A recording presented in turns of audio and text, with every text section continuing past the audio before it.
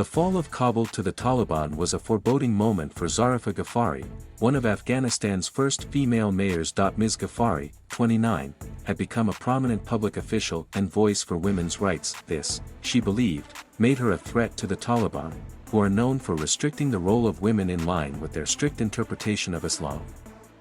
"My voice has the power that no guns have," she said. At first, Ms. Ghafari was defiant, even as she feared death during the Taliban's lightning-quick seizure of power. But that optimism has now turned to despair.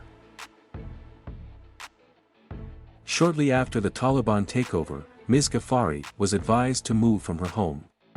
Concerns for her safety were soon realized when Taliban fighters showed up at her home and, as she explains, beat up her security guard. Security has been a constant concern for Ms. Ghafari in recent years. She has survived several attempts on her life since 2018, when aged 26 she became mayor of Maidan Shar, a conservative town where the Taliban have widespread support. Animosity towards her culminated in the killing of her father late last year.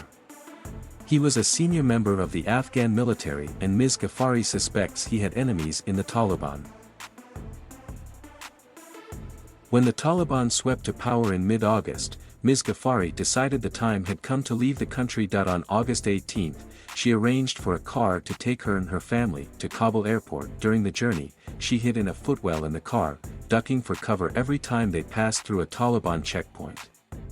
"When we reached the airport gate, there were Taliban fighters everywhere," she said. "I was struggling to hide myself."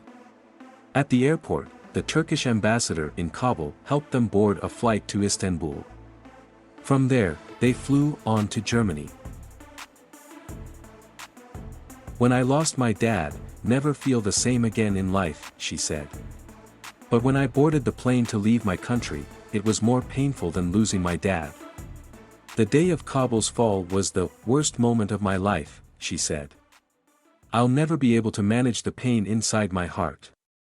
I never planned to leave my country," she said. Now safe in the German city of Dusseldorf, Ms. Ghafari acknowledged she was one of the lucky ones. As the scenes around Kabul airport became increasingly dangerous, she vowed to meet politicians and world leaders to draw attention to the lives of Afghans living under Taliban rule.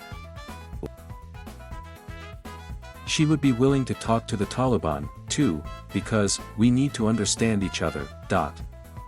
Foreign forces are not coming to help us.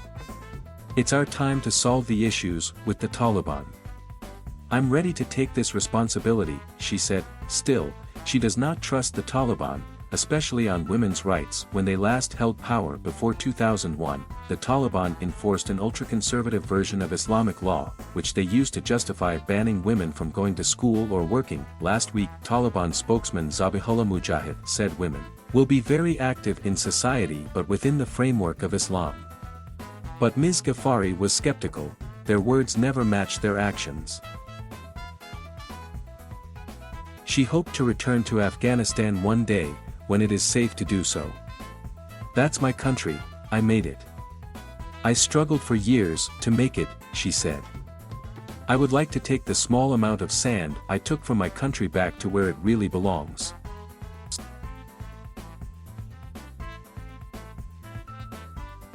Thank you for watching. Please subscribe,